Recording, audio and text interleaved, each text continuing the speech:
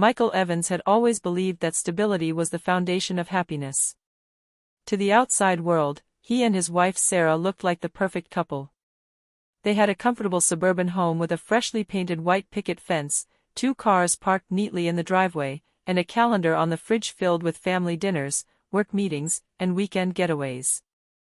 Their neighbors admired them, their friends envied them. Whenever people spoke about Michael and Sarah, they always used the word ideal. But behind closed doors, Michael often felt an invisible distance creeping between them. It wasn't anything dramatic at first, just little moments that piled up over time. Sarah, once eager to tell him every detail about her day, now gave short answers and spent more time scrolling on her phone. Michael, tired from long hours at work, often came home too exhausted to notice. Their conversations became functional: bills, groceries, schedules. The warmth that had once filled their evenings was slowly being replaced by silence. Michael brushed it off at first. Every marriage had its quiet seasons, he told himself. Besides, Sarah still smiled when guests came over, still held his hand during family gatherings, still posted pictures of them on social media. From the outside, nothing was wrong. So why did he feel as if something fragile was cracking beneath the surface? One evening, Michael found himself sitting alone in the living room while Sarah finished a late call in the kitchen. The muted sound of her laughter reached him, and for reasons he couldn't explain, it made his chest tighten. It wasn't the sound of joy that bothered him, it was the tone, light and carefree, a kind of laughter she hadn't shared with him in a long time. He wanted to walk in, to ask her what was so funny, but he didn't. Instead, he sat there, staring at the family portraits on the wall, wondering when the gap between them had begun to grow. Their life was still comfortable, still safe, but no longer certain. And Michael, a man who had built his career on being in control, didn't know how to handle the things he couldn't see. The tension showed itself in subtle ways. When Michael asked Sarah if she wanted to join him for dinner with his colleagues, she claimed she was too tired. When Sarah suggested a weekend trip, Michael excused himself with too much work. Neither of them raised their voice, but both of them felt the undercurrent of disappointment. Then came the night of the company gala. Michael had been looking forward to it, hoping the evening would remind them of the days when they used to dress up, laugh together, and forget about the world outside. Sarah looked stunning in her navy blue dress, her hair pinned elegantly. Michael felt a flicker of pride walking beside her, as if maybe they could still find their way back. Yet even that night, as they mingled among colleagues and acquaintances, Michael couldn't shake the unease in his chest. Sarah's attention seemed elsewhere. She smiled, but it wasn't for him. Her laughter, warm and genuine, was shared with others. Michael told himself he was overthinking, that he was being paranoid. But the distance, the same distance he had ignored at home, seemed louder than ever in that crowded ballroom. As the music played and champagne glasses clinked around them, Michael felt a chill settle over his perfect life. He didn't know it yet, but this was the quiet before the storm, the moment just before the cracks in their marriage would split wide open. For now, the world still saw Michael and Sarah as flawless. For now, the photographs still captured smiles, the neighbors still waved with admiration, the family still believed everything was fine. But inside Michael's heart, a whisper echoed, "Something is wrong." And once it breaks, nothing will ever be the same again. The ballroom glittered with chandeliers, the air filled with music and the low hum of conversation. Waiters in crisp uniforms carried trays of champagne flutes, weaving through groups of executives and their partners. Michael adjusted his tie and glanced at Sarah beside him. She looked radiant, the kind of radiant that turned heads when she walked into a room. For a brief moment, Michael felt lucky, even proud. This was his wife, the woman who had once been his entire world. But that flicker of pride was quickly replaced by unease. Sarah's smile tonight seemed different. It wasn't forced, but it wasn't for him either. Every time Nathan, one of her colleagues, approached, her eyes lit up in a way Michael hadn't seen in months. Michael had heard Sarah mention Nathan before, funny guy at the office, someone she described as easy to talk to. Michael hadn't paid much attention, colleagues were colleagues, and Sarah had always been friendly. But now, watching them, a strange heaviness settled in his chest. As Sarah and Nathan laughed together, Michael stood just a few feet away, swirling the champagne in his glass without drinking it. He told himself it was harmless, that he was imagining things. Still, his gaze kept drifting back to them, back to the way Sarah leaned in when Nathan spoke, as if the rest of the room had vanished. At one point, Nathan made a joke Michael didn't hear. Sarah laughed, not the polite laugh she gave acquaintances, but a laugh that rang out, full and genuine. It was the kind of laugh Michael remembered from their early years together, when everything felt new and electric. And in that instant, Michael realized he hadn't been the one to make her laugh like that in a long time. The evening wore on, and Michael tried to distract himself by joining conversations, shaking hands, and talking about work. Yet no matter where he went, his eyes seemed to find Sarah and Nathan across the room. The distance between him and his wife wasn't just emotional anymore, it was physical, visible, undeniable. Then it happened. Michael had stepped out onto the terrace for a breath of air, the cool night breeze a welcome relief from the crowded room. He turned back toward the glass doors, intending to rejoin the party, and froze. Through the shimmering reflection of the ballroom lights, he saw them. Sarah and Nathan, standing close, too close. Their heads tilted, their words lost in the noise. And then, as naturally as if it had been rehearsed, Nathan leaned in. Sarah didn't pull away. Their lips met in a brief but unmistakable kiss. Michael's breath caught in his throat. The world seemed to narrow to that single image, his wife, the woman he had built a life with, kissing another man as though Michael didn't exist. It wasn't passionate, not the kind of kiss born of deep love, but it was enough. Enough to shatter something inside him. He gripped the railing so hard his knuckles turned white. 1,000 thoughts collided in his mind, shock, disbelief, anger. Was it really just a kiss? Or was it the visible tip of something far deeper, something that had been happening behind his back all along? Michael didn't storm inside. He didn't make a scene.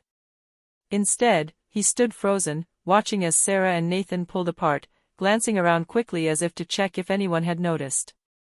Sarah's hand went to her hair, nervous, guilty, or was Michael imagining that too? When Sarah eventually returned to his side, her smile seemed almost normal. She asked him if he was enjoying himself. Michael looked at her, searching her face for answers she didn't offer. His voice, when it came, was quiet, almost too calm. "It's getting late. We should go." On the ride home, silence filled the car. Sarah scrolled through her phone while Michael stared at the road, his grip on the steering wheel tight. The image replayed in his mind again and again, like a cruel film he couldn't switch off. Finally, when they pulled into the driveway, Michael turned to her. His voice trembled, though he tried to keep it steady. "I saw you." Sarah blinked, confusion flashing across her face. "Saw me what?" Michael's jaw tightened. "With Nathan."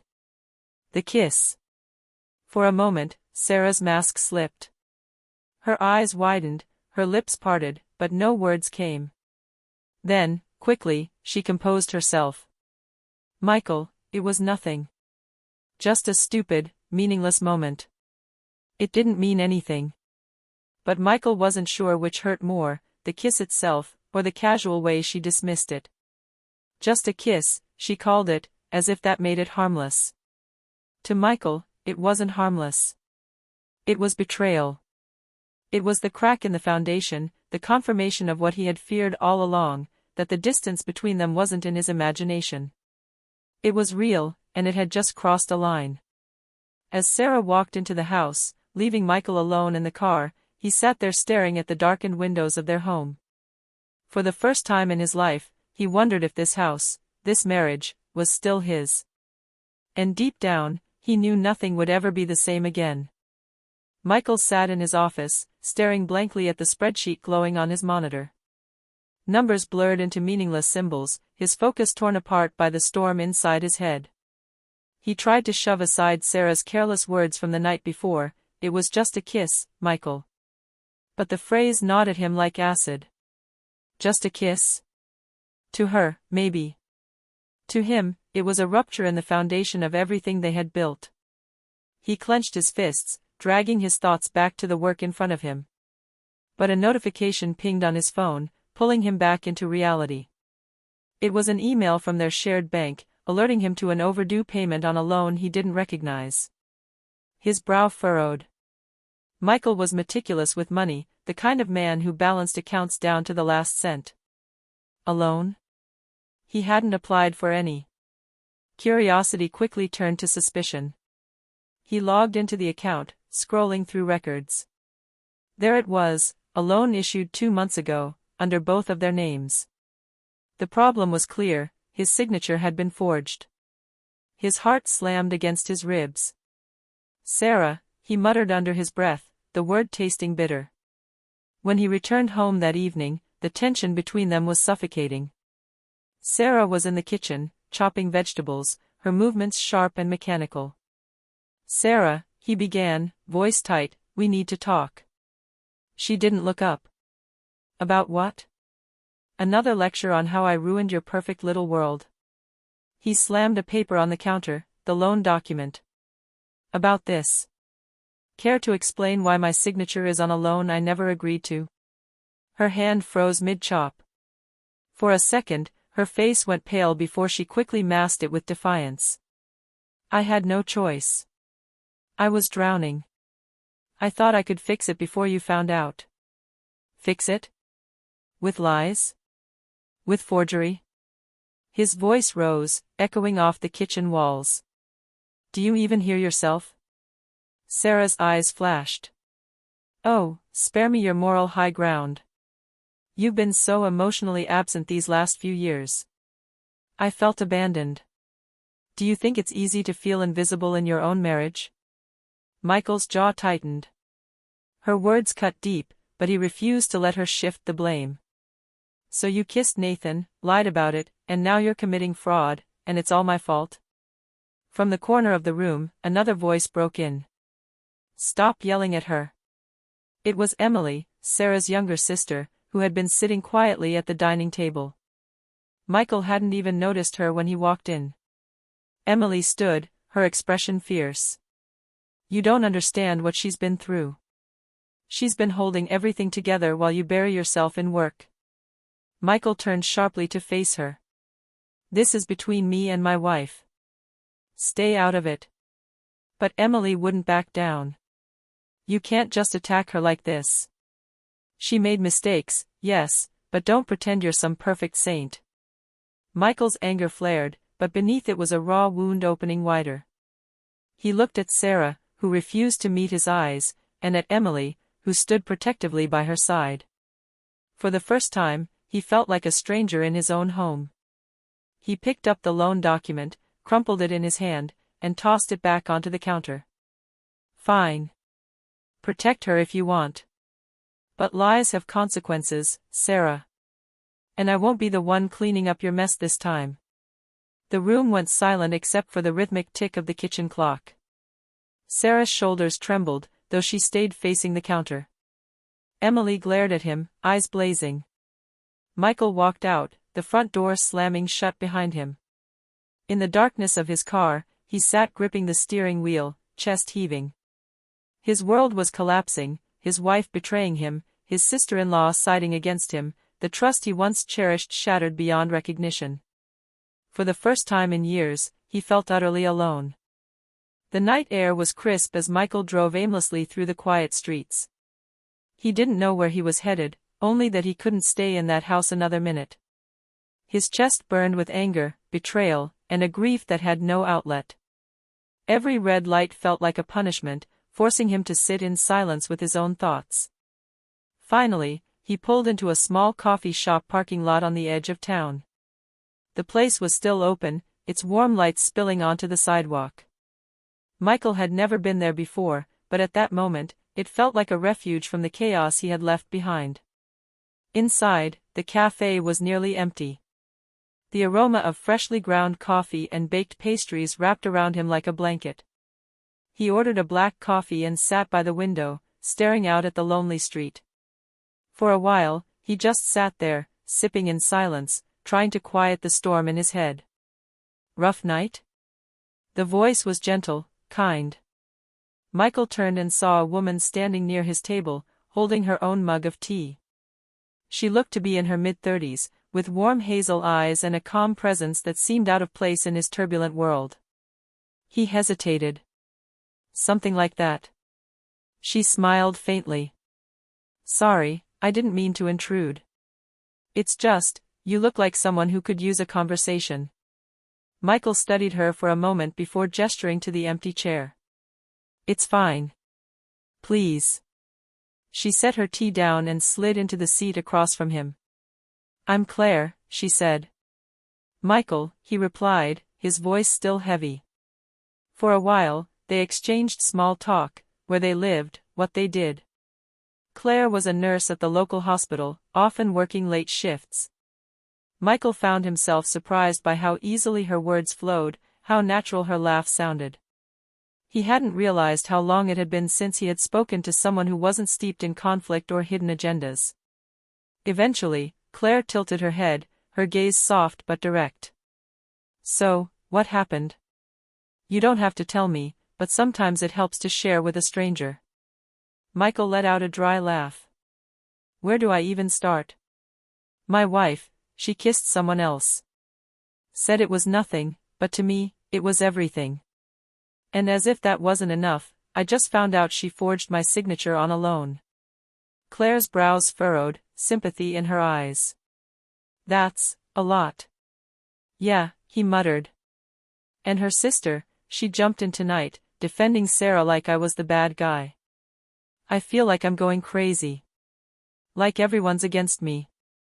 Claire was quiet for a moment, then said softly, You're not crazy. You're hurt. And you have every right to be. The words were simple, but they struck Michael like a lifeline. For weeks, maybe months, he had been gaslit, made to feel like he was overreacting, like his pain wasn't valid. Hearing someone affirm it, even a stranger, brought a rush of unexpected relief. You know, Claire continued, in my job, I see people at their lowest points every day. Illness, loss, betrayal. What I've learned is that pain doesn't make you weak. It makes you human. And sometimes, it opens the door to something better, even if you can't see it yet. Michael stared at her, caught off guard by the wisdom in her words. He felt something loosen in his chest, a breath he didn't realize he'd been holding. They talked for another hour. Michael shared pieces of his life he hadn't told anyone, his struggles balancing work and marriage, the creeping loneliness he had ignored, the guilt gnawing at him that maybe he hadn't been enough. Claire listened without judgment, offering quiet nods and the occasional thoughtful question. When he finally glanced at the clock, it was nearly midnight. I should go, he said reluctantly. Thank you, Claire. For listening. She gave him a small smile. Anytime. This place is kind of my hideout. Maybe I'll see you here again. As Michael walked out into the night, something inside him had shifted. The anger was still there, the betrayal still raw, but for the first time in weeks, he felt a flicker of light in the darkness. And he couldn't help but wonder if meeting Claire was more than just coincidence.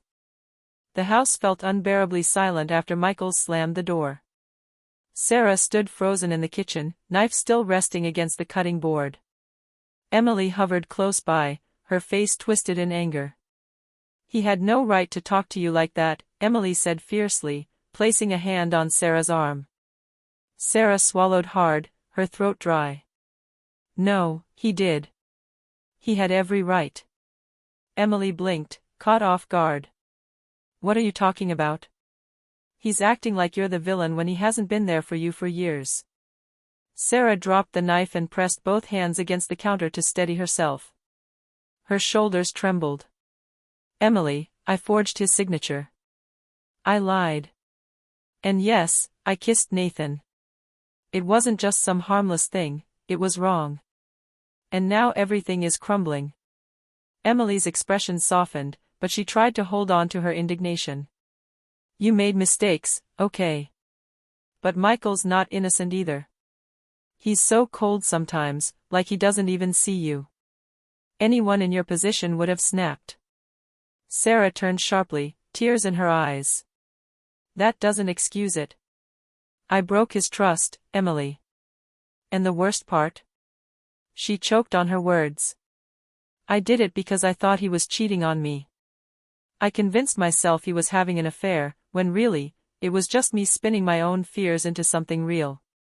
I destroyed us because I couldn't face my own insecurities. Emily stepped closer, wrapping an arm around her sister's shoulders. Sarah leaned into her, but the comfort was shallow. The guilt was too heavy, pressing against her ribs like stone. That night, after Emily went home, Sarah sat alone in their bedroom. The bed felt cavernous without Michael, the shadows on the walls stretching long and cruel. She pulled out a notebook from the drawer and opened it to a blank page. For a long time, the pen hovered above the paper. Then the words began to flow. Michael. I don't know if you'll ever read this, but I have to write it. I can't keep carrying all of this inside me. I kissed Nathan.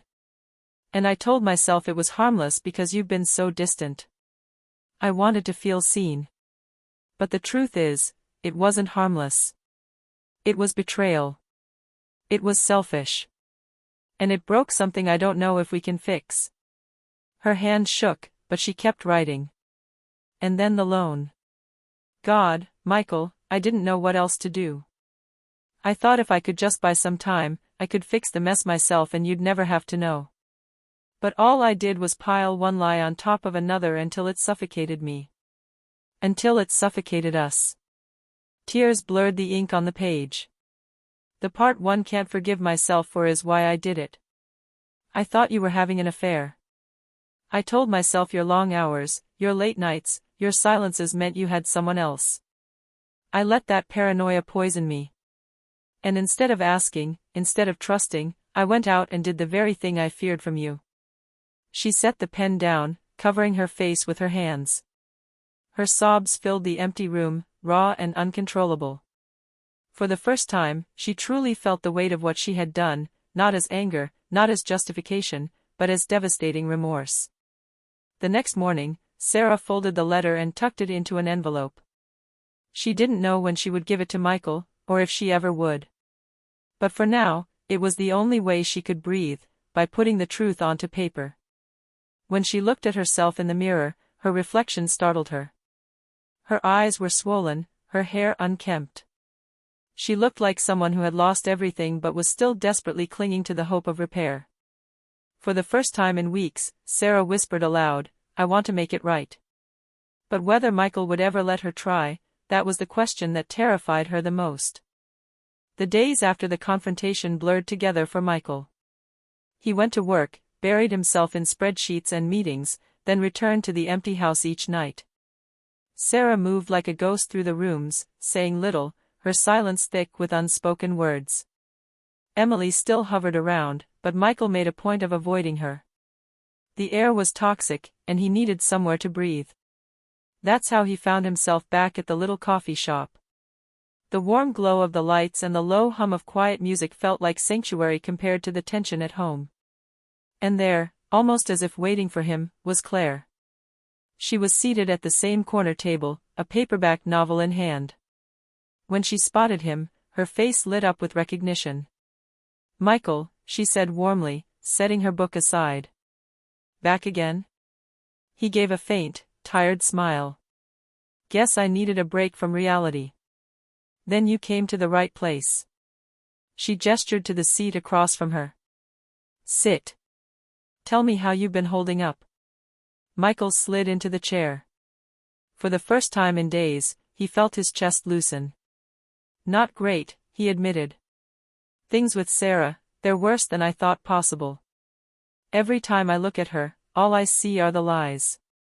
And Emily, she acts like I'm the villain in this story. Claire studied him quietly before speaking. You're not the villain, Michael. But you're not a saint either. None of us are. Sometimes relationships fall apart not because of one big mistake, but because of 1,000 small cuts that went unnoticed. Her words stung with honesty, but they didn't feel like accusations. Instead, they felt like clarity. Michael rubbed his temples. I keep asking myself if I drove her to it. If I was too focused on work. Too closed off. Claire reached across the table, resting her hand lightly over his. Stop punishing yourself for her choices. You can take responsibility for your part, sure. But what she did, that was her decision. Don't carry her sins as your own. The touch was brief, but it lingered. Michael felt a warmth stir inside him, a warmth he hadn't felt in months, maybe years. They talked until closing time, the hours slipping away unnoticed. Claire told him stories from her job at the hospital, patients who fought bravely, families who clung to hope, the way she sometimes cried in her car after a hard shift but still showed up the next day. There was a strength in her, quiet but undeniable, and Michael found himself drawn to it. As they stepped outside together, the night air cool around them, Michael hesitated. Claire. I don't know why I'm telling you all this. I barely know you. She smiled softly. Sometimes strangers are safer. No history. No judgment. Just honesty. He nodded, his throat tight. For a fleeting moment, he wanted to stay there with her, to forget the wreckage waiting at home. When he finally drove back, the house was dark. He found Sarah asleep on the couch, a folded envelope resting on the coffee table in front of her. His name was written on it in her handwriting. Michael stared at it, his pulse quickening. He picked it up, weighing the paper in his hand like it was a bomb ready to explode. He knew what it was, her confession, her attempt at redemption. Part of him wanted to rip it open, demand every answer. Another part wanted to throw it straight into the trash, to deny her even the chance of forgiveness. Instead, he slipped it into his jacket pocket. Not tonight. Tonight, he needed the memory of Claire's steady voice more than Sarah's shaky apologies. As he climbed the stairs to the bedroom, Michael realized the ground beneath him was shifting. For the first time, he wasn't sure if he wanted to fight for his marriage at all. The envelope sat on Michael's nightstand for 2 days, untouched. Each time he glanced at it, a knot formed in his stomach. He knew it contained Sarah's truth, but he wasn't sure he was ready to face it. Reading her words meant acknowledging not just her betrayal, but also the wreckage of what their marriage had become. On the third evening, after another restless night and a day spent pretending to function at work, Michael finally sat on the edge of the bed and tore the envelope open. The handwriting was shaky, smudged in places as if tears had fallen on the page. Michael.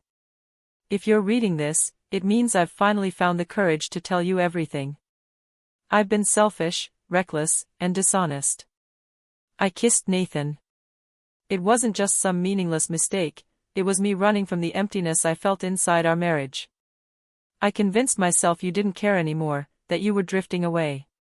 Instead of talking to you, I sought validation elsewhere. I hate myself for it. Michael's chest tightened, his fingers gripping the paper harder. The loan. I forged your signature. I thought I could handle my debts without you ever knowing. I didn't want to add to your burdens. But all I did was betray your trust again. I see now how wrong I was, how cowardly. I should have come to you. I should have trusted you. Instead, I lied, and now I've made a mess so big I don't know how to clean it up. I need you to know, this wasn't because I stopped loving you. It was because I was scared. Scared that you had already stopped loving me. I don't deserve forgiveness. But if there's even the smallest part of you that believes we can rebuild, I want to try. I want to fight for us. I'll do anything. Please, Michael. Don't give up on me. The letter ended abruptly, the ink trailing off as though she couldn't finish. Michael sat in silence, the words echoing in his mind. The pain was raw, but beneath it was a flicker of something unexpected, pity. He had wanted the truth, and now that he had it, it didn't make him feel vindicated. It made him feel heavy, like he was carrying both of their sins on his shoulders. A sharp knock at the door jolted him from his thoughts. Before he could answer, Emily pushed her way in, arms crossed and eyes blazing. So, did you read it? She demanded.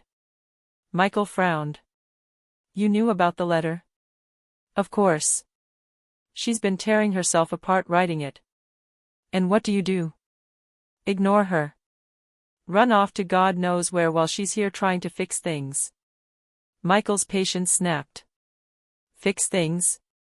She cheated, Emily. She lied.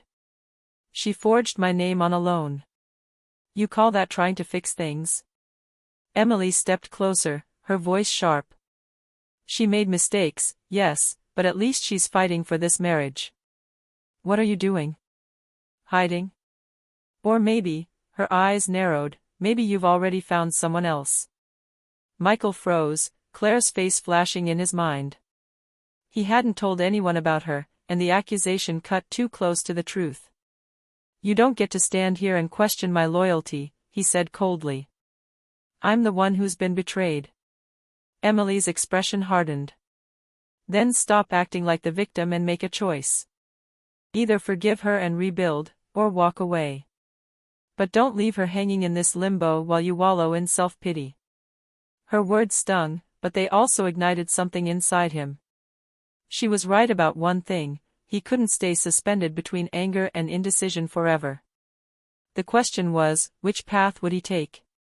After Emily stormed out, Michael sat back down with the letter in his hands. For the first time, he felt the full weight of his decision pressing down on him. Forgiveness or freedom? The past or the possibility of something new? And as much as Sarah begged for another chance, another face haunted his thoughts, the quiet strength of Claire, the peace he felt in her presence. Michael folded the letter carefully and placed it back into the envelope. He didn't have an answer yet. But he knew one thing, the next choice he made would change everything. Michael hadn't meant to see Claire again so soon. After reading Sarah's letter, he told himself he needed space, time to think, time to weigh the gravity of what forgiveness would mean. But the silence of the house pressed against him like a suffocating fog. Sarah's presence was heavy even when she wasn't in the room, her eyes following him with a mix of hope and despair that tore at his resolve. So he drove, and without planning it, his car pulled into the same coffee shop parking lot. Inside, Claire was there, tucked into the corner booth with her book. She looked up and smiled as though she had been expecting him. Rough day? Michael exhaled a bitter laugh. Something like that. She closed her book, giving him her full attention. Want to talk about it? For a long moment, he didn't answer. Then he admitted quietly, she wrote me a letter. Told me everything. Why she did it. How guilty she feels. She wants another chance. Claire's eyes softened, but she didn't interrupt. Michael stared into his coffee. I should feel something. Relief, maybe. Or the urge to forgive. But all I feel is tired. Like I've been carrying this weight for so long that I can't imagine picking it up again. Claire leaned forward slightly. Sometimes love isn't about holding on. Sometimes it's about knowing when to let go. The words sank deep. Michael looked at her, really looked at her, the warmth in her gaze, the quiet strength in her posture. She was the opposite of the chaos at home. With Claire, there was peace. They talked for hours, slipping from serious conversation into laughter. Claire told him about a patient who had tried to cheer up the entire ward by dressing in a clown costume. Michael shared stories from his college days, things he hadn't thought about in years. The laughter felt strange at first, almost like betrayal, but soon it became a balm to the wounds he carried. When he finally left the cafe, the world felt lighter. But the guilt followed him home like a shadow. Sarah was waiting in the living room, her eyes red from crying. She stood as he entered, clutching the letter he had returned to the table. Michael, she whispered, her voice trembling. Did you read it? He nodded, his jaw tight. And? She took a hesitant step closer. Do I still have a chance? Michael hesitated. The memory of Claire's steady voice was still fresh, the ease he felt in her presence still warm in his chest. And yet, here was Sarah, broken, desperate, pleading for forgiveness. Sarah, his voice cracked with the weight of what he couldn't say. I don't know. Tears spilled down her cheeks. Please. I'll do anything. Therapy, counseling, whatever it takes. Just don't give up on us. Don't give up on me. Michael rubbed his forehead, torn in two. He wanted to believe her, to believe that love could survive betrayal. But part of him wondered if the damage was already too deep. From the doorway, Emily's voice cut in like a knife. Don't beg him, Sarah. If he can't see your worth, then maybe he doesn't deserve you. Michael turned, anger flashing in his eyes. Stay out of this, Emily. This isn't your marriage. Emily crossed her arms. No, but I'm not going to stand here and watch you torture her with silence. Make a choice, Michael. Either forgive her or let her go. Stop keeping her on the edge. The room fell into tense silence. Sarah sobbed quietly, Emily glared, and Michael stood caught between two worlds, the wreckage of his marriage and the possibility of something new with Claire. That night, lying awake in the dark, he realized the truth: no matter what choice he made, someone was going to be shattered. The only question was whether it would be Sarah, or himself.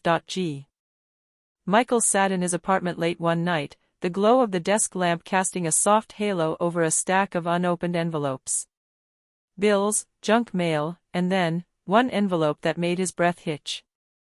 Sarah's handwriting. His hands trembled as he slid it open, half expecting venom, half expecting a plea. The letter wasn't long, but every word struck like a blade. She confessed. Sarah admitted to the kiss with Nathan, but she went further. She revealed the loan, the forged signature, the desperate spiral that she had tried to cover up. She confessed that the real reason she'd crossed that line was because she had believed Michael was unfaithful. She had felt invisible, abandoned, convinced that his long nights at work meant there was another woman. As Michael read, his anger twisted into something messier, guilt. Had his silence, his distance, unintentionally fed her paranoia? She had chosen betrayal, yes, but was her fear completely unfounded? He saw her words on the page: I felt like you didn't want me anymore. I thought I had already lost you. Michael dropped the letter onto the desk, burying his face in his hands. He wanted to scream, to burn the paper, to never think of her again. But there was also a part of him, the same part that had once believed their marriage was unbreakable, that ached for the broken woman behind those words. The letter ended with a plea: please, give me one chance to make it right. Not for the past, not even for the marriage we had, but for the possibility of what we could still be. I am begging you. Michael stared at the final line for hours. He wasn't sure if he hated her more for writing it, or if he hated himself for wanting to believe her. Michael didn't plan to see Sarah. After the letter, he wanted nothing more than to bury it in a drawer and move on with his life. But fate had a way of cornering him. One evening, as he was leaving work, Sarah was there, standing by his car in the dimly lit parking lot, clutching her coat around her as though it were armor. Michael, please, just hear me out, she whispered the moment he froze. Her voice trembled, but her eyes were steady, desperate. He considered walking away. Every instinct screamed at him to shut the door, to protect the fragile calm he had begun to rebuild with Claire's quiet companionship. But the rawness in Sarah's face, no makeup, hair tangled, eyes swollen from tears, pinned him in place.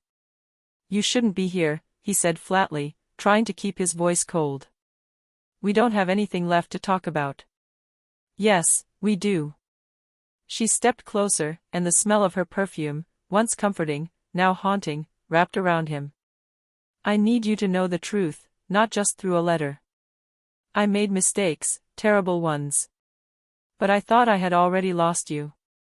I thought you were with someone else. Michael's jaw clenched. So you kissed another man. You forged my signature. You buried me in debt. That's your way of saving us? Her face crumpled. I know how it sounds. I was wrong. I let fear turn me into someone I don't even recognize. But I love you, Michael. I never stopped. The words hung in the air, heavy and suffocating. For years, He had longed to hear her say them with this kind of conviction. But now, they landed like broken glass, sharp, too late, impossible to piece back together. For a moment, silence stretched between them, filled only by the hum of passing cars. Then Sarah reached for his hand. "Please. Just give me one more chance. Not for the past, but for what we could still have." Michael pulled his hand back slowly, as though her touch burned. "I don't know if there's anything left to save." His voice cracked despite his effort to sound firm. "You broke something in me, Sarah. And I don't know if it can be fixed." Her tears spilled freely then, streaking her pale face. She didn't argue. She didn't shout. She only whispered, "I'll wait, Michael. However long it takes. I'll wait." Michael turned away, but her words clung to him long after he drove off, echoing louder than the roar of the engine. Michael sat in his apartment, the silence pressing in on him like a weight. The confrontation with Sarah replayed in his head on a loop, the desperation in her eyes, the brokenness in her voice. He had wanted clarity, but instead, all he felt was a storm of contradictions tearing at him from within. On the one hand, there was Claire. With her, life was simple.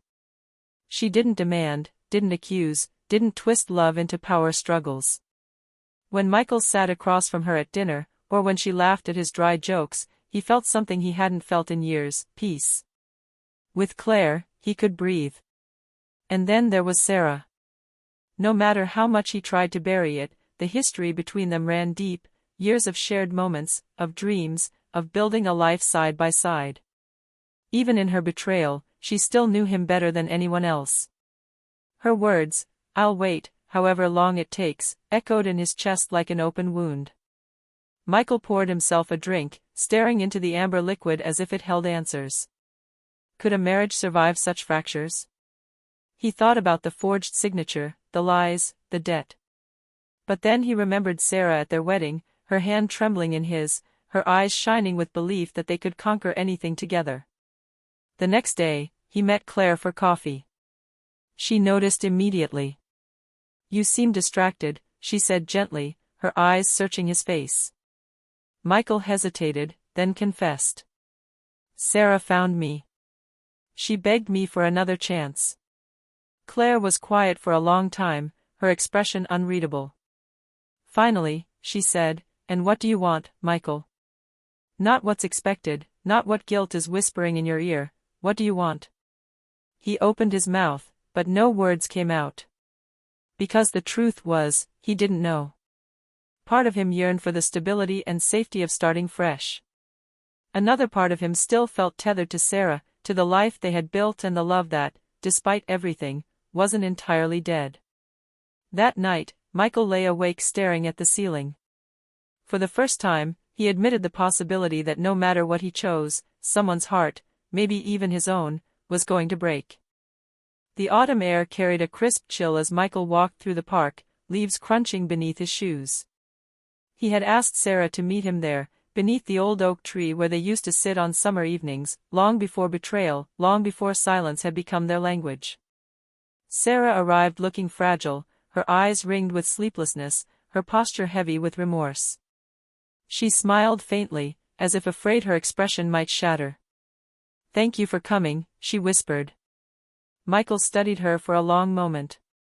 He saw not just the woman who had betrayed him, but also the woman who had once been his closest friend, his confidant, his home.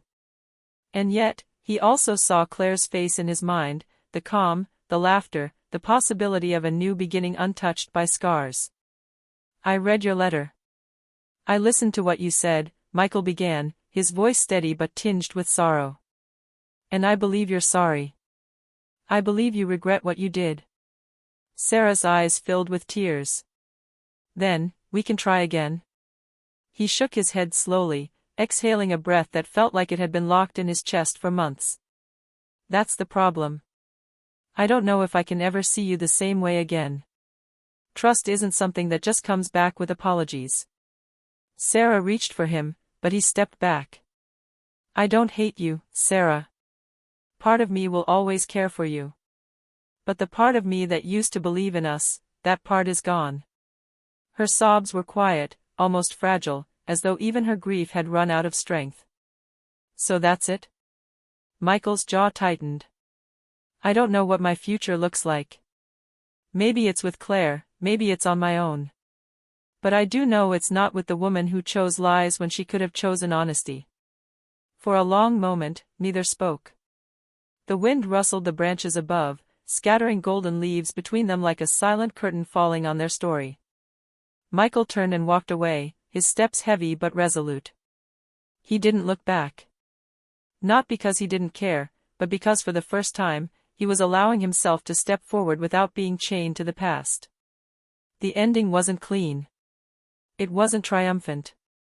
It was simply real, two broken people, standing at the end of a road they could no longer walk together. And for Michael, that truth, painful as it was, finally set him free.